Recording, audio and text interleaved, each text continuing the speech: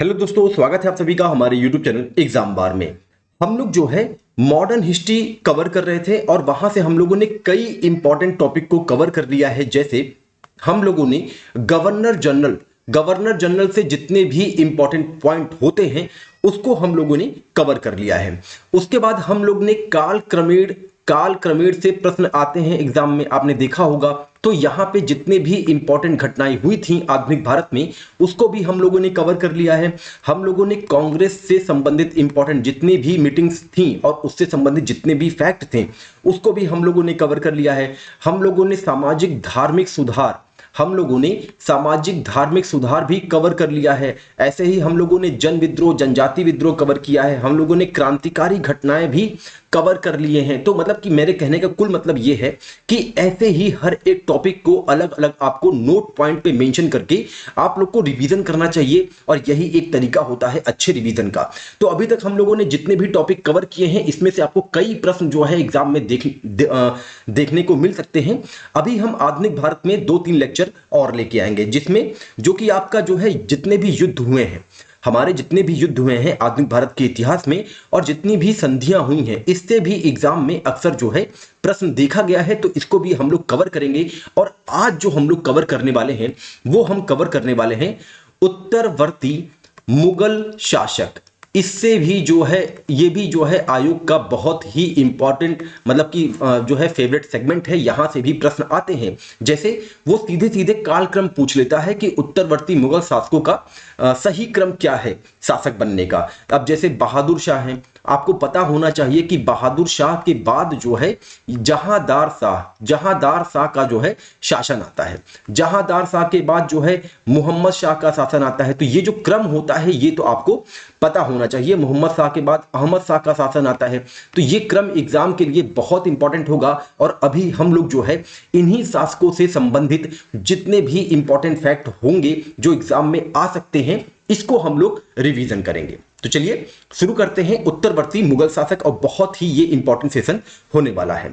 बता दें कि औरंगजेब की मृत्यु जो है वो 1707 ईस्वी में हो जाती है। उसके बाद जो इसके 3 मुख्य पुत्र होते हैं, वैसे तो इनके पुत्रों की संख्या 5 है लेकिन 3 पुत्रों मुअज्जम, आजम और कामबख्श के बीच में जो है गद्दी पर बैठने को ज्यादा जद्दोजहद देखी जाती है। तो बता दें कि मुअज्जम जो है ये बहादुर शाह प्रथम के नाम से गद्दी पर बैठते हैं और शाह आलम प्रथम और शाह बेखबर भी इनको कहा जाता है। इनका जो टाइम पीरियड होता है ये 1707 से लेकर 1712 के बीच में रहता है। ये आप लोग ध्यान रखे रहिएगा। औरंगजेब के समय ही कैद में रह रहे शिवाजी के पुत्र साहू को कैद से इन्होंने रिहा कर दिया था। ये प्रश्न एग्जाम में आया हुआ है, इसको आप ध्यान रखेंगे। तो शिवाजी के पुत्र साहू को कैद से किसने मुक्त कराया? बहादुर शाह प्रथम ने मुक्त कराया, यानी कि मुअज्जम ने मुक्त कराया। ये आप लोग ध्यान रखे रहिएगा। अब हम बात करते हैं जहांदार शाह के बारे में। इनका टाइम पीरियड होता है 1712 से लेकर 1713 के बीच में। बहादुर शाह प्रथम के ये पुत्र होते हैं। हिंदुओं के प्रति मेल मिलाप की नीति का ये पालन करते हैं। ये बहुत ही इंपॉर्टेंट फैक्ट है, इसको आप लोग ध्यान रखे रहिएगा। जहांदार शाह राजा जय सिंह को मालवा की सूबेदारी सौंपते हैं और मिर्जा राजा सवाई की उपाधि भी देते हैं। वहीं राजा अजीत सिंह को गुजरात की सूबेदारी देते हैं और महाराजा की उपाधि देते हैं। अब जब जिक्र यहां पे हमने राजा जयसिंह का किया है तो बता दें कि राजा जयसिंह से इंपॉर्टेंट एक और फैक्ट है, वो ये है कि जयपुर शहर जो है 1728 ईस्वी में जयसिंह ने बसाया था। शहर बसाने का कार्य का जो शुभारंभ हुआ था वो पंडित जगन्नाथ सम्राट की अध्यक्षता में हुआ था। और जयपुर नगर निर्माण जो है ये पंडित विद्याधर चक्रवर्ती करते हैं। इसको आप लोग ध्यान रखे रहिएगा, एग्जाम में ये प्रश्न आपको देखने को मिल सकता है। अब हम बात कर रहे थे जहांदार शाह की। तो बता दें कि जहांदार शाह के काल में लाल कुमारी नामक एक वैश्या का प्रशासन में काफी दखल अंदाजी रहता था। इसको आप लोग ध्यान रखेंगे। जहांदार शाह को लंपट मूर्ख भी कहा गया है। ये कई बार एग्जाम में आया है, इवन ये एसएससी से लेके पेट के एग्जाम में भी देखा गया है। तो ये आप लोग ध्यान रखे रहिएगा, ये एग्जाम के पॉइंट ऑफ व्यू से बहुत इंपॉर्टेंट है। अब आगे बढ़ते हैं, हम लोग चलते हैं नेक्स्ट की ओर, फर्रुखशियर की ओर। फर्रुखशियर का जो टाइम पीरियड होता है ये होता है 1713 से लेकर 1719 तक का। सैयद बंधुओं की सहायता से ये गद्दी पर बैठते हैं। जॉन शुरमन के नेतृत्व में एक अंग्रेजी दल इनके टाइम पीरियड में आया था। एक डॉक्टर थे, डॉक्टर का नाम था हैमिल्टन। तो हैमिल्टन ने फर्रुखशियर के शरीर पर एक फोड़ा हो गया था, उसको सही किया था। ऐसे छोटे छोटे फैक्ट हैं जो कि देखिए आरओ एआरओ का एग्जाम जो होता है ये फैक्ट का एग्जाम होता है, ठीक है। तो यहां पे तो हो सकता हो कि पता नहीं, जब वो गांधी जी के लंगोट से संबंधित प्रश्न पूछ सकते हैं तो वो ऐसा प्रश्न क्यों नहीं बना सकते हैं कि कौन सा डॉक्टर जो है फर्रुखशियर का फोड़ा सही किया था। तो आपको नाम याद रखना होगा कि उनका नाम है डॉक्टर हैमिल्टन। फर्रुखसियर खुश होकर 1717 में ईस्ट इंडिया कंपनी के नाम एक फरमान जारी किया जिसे कंपनी के इतिहास का मैग्ना कार्टा कहा गया। 1719 में बालाजी विश्वनाथ और फर्रुखसियर के प्रतिनिधि हुसैन अली खां के मध्य संधि हुई जिसे मराठा साम्राज्य के इतिहास का मैग्ना कार्टा कहा जाता है। यह आप ध्यान रखे रहिएगा कि फर्रुखसियर का जो प्रतिनिधि था वो कौन था, हुसैन अली था। मराठा साम्राज्य भी हमारे जो है आधुनिक भारत के इतिहास के लिए बहुत ही इंपॉर्टेंट है और इसको भी कवर करवाना है, तो इसको हम लोग देखेंगे जैसे ही टाइम मिलेगा, तो इससे हम लोग पूरे के पूरे इंपॉर्टेंट सेगमेंट कवर कर लेंगे। इसके काल में सिख नेता बंदा बहादुर की हत्या हो जाती है। किसके काल में? फर्रुखसियर के काल में। ये आप लोग ध्यान रखे रहिएगा। घृणित कायर के नाम से जाना जाता था कौन? फर्रुखसियर। ये रखे रहिएगा एग्जाम के पॉइंट ऑफ व्यू से, बहुत ही इंपॉर्टेंट ये फैक्ट है। अब हम बात करते हैं मोहम्मद शाह के बारे में। तो मोहम्मद शाह का जो टाइम पीरियड होता है वो 1719 से लेकर 1748 का रहता है, ठीक है। अनेक राज्य अपनी अपनी स्वतंत्रता की घोषणा करना प्रारंभ कर देते हैं। किसके टाइम पीरियड में? मोहम्मद शाह के टाइम पीरियड में। सबसे पहले हैदराबाद करता है 1724 में। निजाम उल मुल्क असफाज चिकनलिच खां तुसी इनका नाम होता है। बंगाल में कौन करता है? अलवर्दी खां करते हैं। अवध में कौन करता है? शहादत खां बुरहान उल मुल्क करते हैं। ये नाम आप ध्यान रखिएगा, आपके एग्जाम आरओ यारो के लिए बहुत इंपॉर्टेंट होगा। और कर्नाटक में सादुतुल्ला खां करते हैं स्वतंत्र की घोषणा। इसके काल पीरियड में, मोहम्मद शाह के काल पीरियड में मराठा बाजीराव प्रथम के नेतृत्व में उत्तर भारत की ओर अभियान शुरू किया गया। किसके टाइम पीरियड में शुरू किया गया? मोहम्मद शाह के टाइम पीरियड में शुरू किया गया। इसको आप लोग ध्यान रखेंगे। 1737 ईस्वी तक बाजीराव दिल्ली तक पहुंच जाते हैं। इसी के काल में, मोहम्मद शाह के काल में, फारस का नेपोलियन नादिर शाह का भारत पर आक्रमण होता है। यह बहुत ही इंपॉर्टेंट फैक्ट है, यह आप ध्यान रखेंगे। 13 फरवरी 1739 को करनाल के युद्ध में नादिर शाह से मोहम्मद शाह की सेना बुरी तरह परास्त हो जाती है। नादिर शाह 37 दिन तक दिल्ली में रहता है और 70 करोड़ के आसपास लूट का सामान ले जाता है। शाहजहां का मयूर सिंहासन, जिसे हम तख्त-ए-ताउस के नाम से जानते हैं, और कोहिनूर हीरा भी नादिर शाह लूट लेता है। इसको भी आप ध्यान रखेंगे। अब हम बात कर लेते हैं इन्हीं के टाइम पीरियड में हुए अहमद शाह अब्दाली के बारे में। अहमद शाह अब्दाली इसी के टाइम पीरियड के आसपास का था।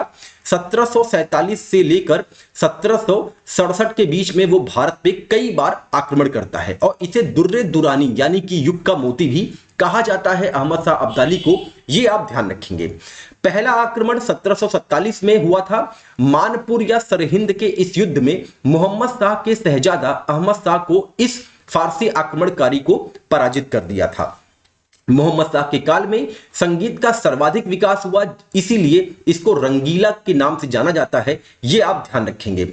मोहम्मद शाह का जो मूल नाम था वो क्या था? रोशन अख्तर था। इसको भी आप ध्यान रखेंगे, ये एग्जाम के पॉइंट ऑफ व्यू से बहुत इंपॉर्टेंट है। अब देखिए, जो अब्दाली था यानी कि दुर्रे दुरानी, उसका जो टाइम पीरियड था ये 1747 से 1767 के बीच में था और इसी टाइम पीरियड में मोहम्मद शाह का भी था, बस केवल 1 वर्ष का। लेकिन जो मेनली जो आक्रमण हुए थे दुर्रे दुरानी का, वो 1748 से 54 के बीच में अहमद शाह अब्दाली के कई बार आक्रमण हुए। इसको आप लोग ध्यान रखे रहिएगा।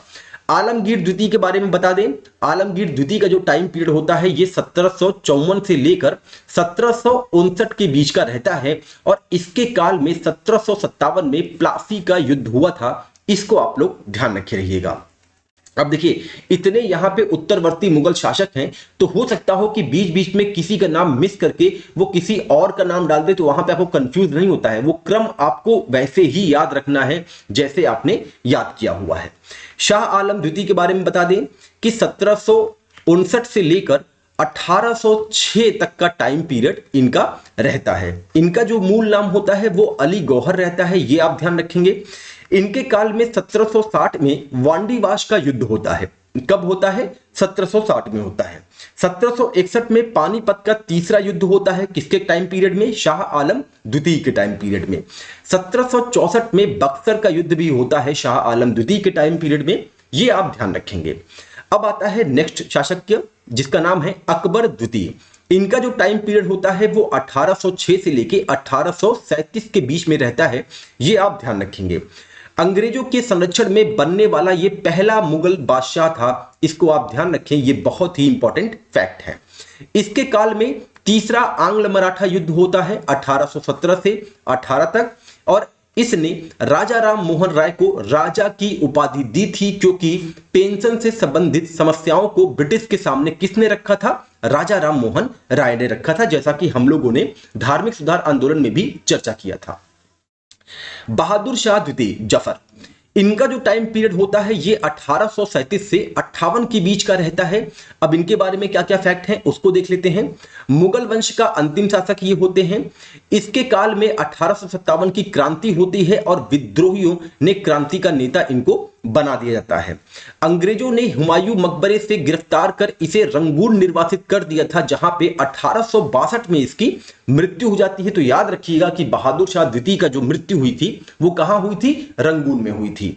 एक प्रसिद्ध शायर होने के नाते इसे जफर भी कहा जाता है, इसको आप ध्यान रखे रहिएगा। वहीं बता दें बाबर का जो समाधि है वो काबुल में है और जहांगीर की समाधि जो है ये लाहौर में है। ये थोड़ा सा रिवीजन कर लीजिए, ये भी इंपॉर्टेंट है। तो ये तो रहा पूरा का पूरा जो है उत्तरवर्ती मुगल शासकों का क्रम और उनसे इंपॉर्टेंट फैक्ट। देखिए एग्जाम में जो है कई प्रकार के प्रश्न जो है इससे भी बन सकते हैं, जैसे घृणित कायर किसे कहा जाता था, तो ये आपको याद होना चाहिए कि ये जो है फर्रुखसियर को कहा जाता था। बंदा बहादुर की हत्या जो है किसके काल में हुई थी? फर्रुखसियर के काल में हुई थी। लंपट मूर्ख किसे कहा जाता है? लंपट मूर्ख जो है जहांदार शाह को कहा जाता है। तो ऐसे ऐसे जितने भी फैक्ट हैं ये एग्जाम में बिल्कुल पूछे जाते हैं, और आप जितने भी आपके जो है ये उत्तरवर्ती मुगल शासक हैं इनका जो है क्रम आप कई बार जो है लिख के याद करेंगे। इसी प्रकार से ठीक जो है ईस्ट इंडिया कंपनी और बंगाल के जो शासक थे इनका भी क्रम आता है एग्जाम में, तो इसको भी हम लोग बहुत जल्द रिवीजन करने वाले हैं। अगर ये सेशन एग्जाम के पॉइंट ऑफ व्यू से इंपॉर्टेंट लगा हो तो आप हमारे चैनल को अपने दोस्तों के साथ जरूर शेयर करिएगा, लाइक करिएगा और अपने दोस्तों से शेयर करवाइएगा। और जितनी भी मैंने हिस्ट्री के पॉइंट करवाए हैं उसमें से ही आपको कई एग्जाम में प्रश्न जो है देखने को मिल सकते हैं। अगर आप हमारे चैनल पे पहली बार आ रहे हैं तो यूपी स्पेशल और हिस्ट्री इनका जो है प्लेलिस्ट तैयार है, आप लोग जाके उसको जरूर रिवीजन करें। बहुत ज्यादा लंबे वीडियो नहीं बनाता मैं, 10-10, 15-15 मिनट की वीडियो बनाता हूं और सारे इंपॉर्टेंट फैक्ट को मैं कोशिश करता हूं कि उसमें से जो है कवर हो जाए। चलिए मिलते हैं अपने अगले टॉपिक के साथ, तब तक अपना ध्यान रखें। नमस्कार, जय हिंद, जय भारत।